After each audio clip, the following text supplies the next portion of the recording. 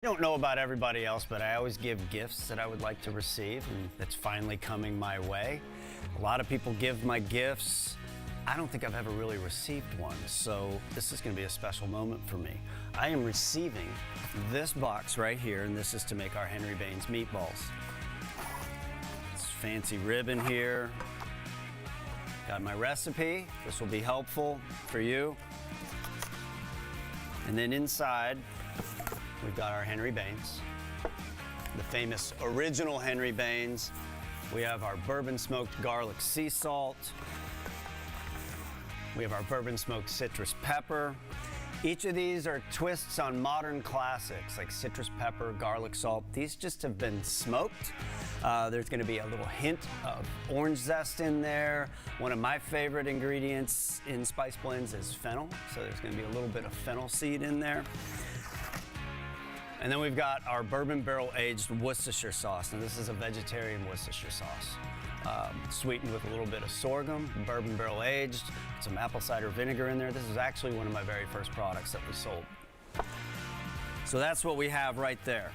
The star of this show is going to be the Henry Bain's. We worked really hard to recreate this.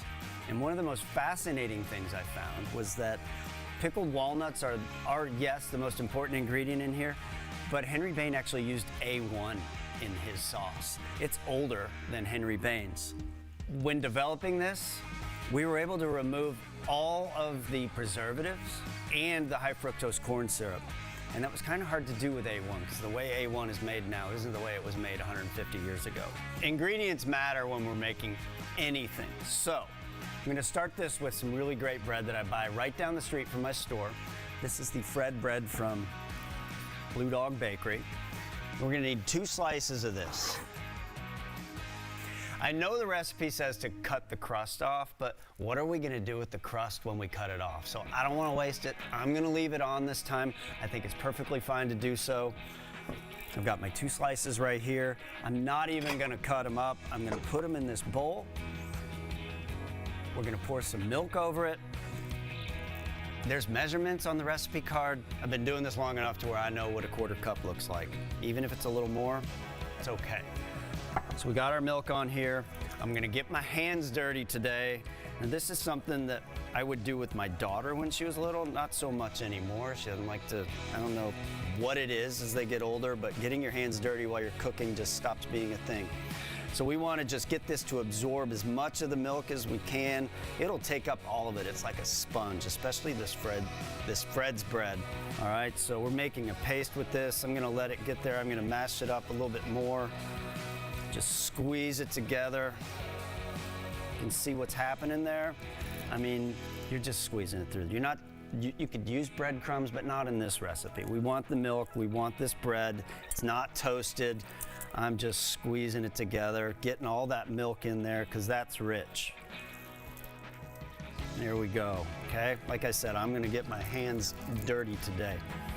Put that to the side for right now. Get my other bowl right here. This is where I'm gonna put my meat. Now we use a mixture of beef and pork. Pork is gonna add some of the fat that we want in this meatball. It's got some onions in it as well. The recipe will call for a medium onion. Well, if you don't have a reference point on an onion, try and show you one here. These would probably both be considered medium onion. I go for this size. Not always cooking for a large group of people. This always ends up being plenty for me. This is okay. I won't have any waste if I use this one. All right, so I got my onion chopped here. Got my parsley. I'm gonna drop in my pork. It's a 1/2 pound of pork, equal proportions here. 1/2 pound of the beef. I need an egg, okay? It says 1 large egg. Honestly, any egg will work on this. Don't stress over the small stuff. Here we go. 1 1/4 teaspoons of our garlic salt. You know what? Like, I'm sure we all have these. Again, I'm gonna eyeball it. That looks about right to me. This is a 1/2 teaspoon of our bourbon smoked citrus pepper. That's about right. I think so. Our Worcestershire sauce, okay? Give it a shake. It has a tendency to settle.